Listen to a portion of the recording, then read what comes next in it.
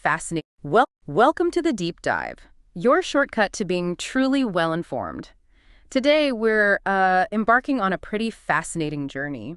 We're going deep into the often hidden, yet incredibly powerful world of two tiny but mighty players in your body's internal control system. We're talking about the pituitary and adrenal glands. That's right. Think of them as maybe the master conductors of this complex chemical orchestra inside us. They're constantly sending out messengers, hormones, to keep everything well in tune. And that's exactly what we'll explore. This deep dive is really about understanding how these master glands normally function. And, maybe more critically, what happens when their delicate balance gets, disrupted. You'll find that when these systems go awry, it can lead to some truly dramatic, sometimes surprising disorders, things that affect nearly every part of the body. Yeah, often in ways you wouldn't even expect. So our mission today is basically to pull out the most important nuggets of knowledge from the sources you've shared, make it clear, concise, and hopefully pretty captivating. So let's unpack this intricate internal control system.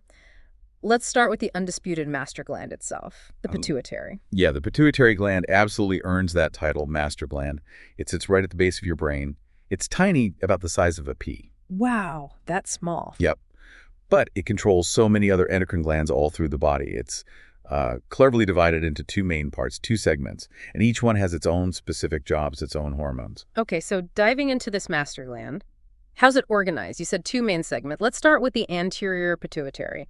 What makes this part such a powerhouse? What hormones is it sending out? Well, the anterior pituitary is definitely a powerhouse. It directly makes and sends out several really crucial tropic hormones. Think of tropic as basically meaning they stimulate other endocrine glands to produce their own hormones. No, okay. Like telling them what to do. Precisely. We're talking growth hormone, GH, thyroid-stimulating hormone, TSH, adrenocorticotropic hormone, ACTH, that one's a mouthful. Oh. Then follicle-stimulating hormone, FSH, and luteinizing hormone, or LH. It also makes prolactin. These are the big players from the anterior side. Got it. And what about the other side, the posterior pituitary? Does it work the same way, making its own hormones? Interestingly, no. It's different. The posterior pituitary is more like a storage and release center. It doesn't actually make the hormones itself. Instead, it stores two crucial ones that are actually produced up in the hypothalamus that's part of the brain right above it. Okay. Which hormones are those? Those are oxytocin and antidiuretic hormone, or ADH. You might also hear ADH called vasopressin. And they only get released when the hypothalamus gives the signal. It's like a holding tank until needed. It really sounds like a classic feedback loop, doesn't it? Like the body's constantly checking in on itself. Am I right that this whole endocrine system basically relies on this constant sort of invisible communication? Absolutely. That constant back and forth is, well, it's the genius of the endocrine system. It's always self-correcting. Think about it. These are ductless glands, right? So no pipes or tubes. They're more like secret agents. Okay. They release their chemical messengers, the hormones, straight in the bloodstream. Then these hormones travel to their specific target organs. That could be another gland or maybe some distant tissue. And to make sure the body gets just the right amount, there's this brilliant system called negative feedback. Like a thermostat. Exactly like a thermostat.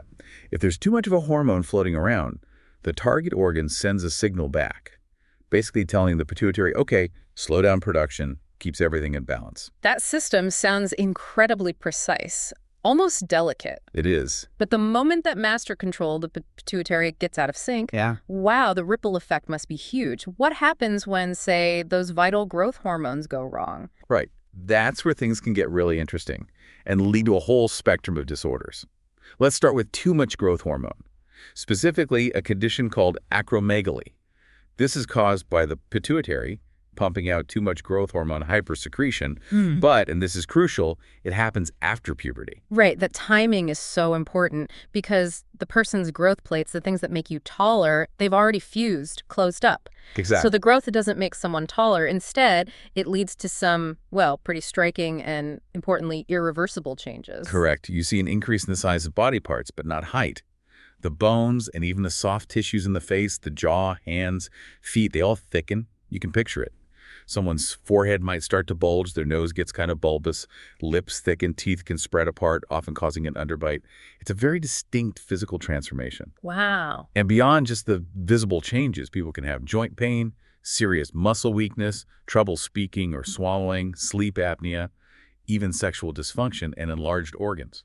And you mentioned headaches,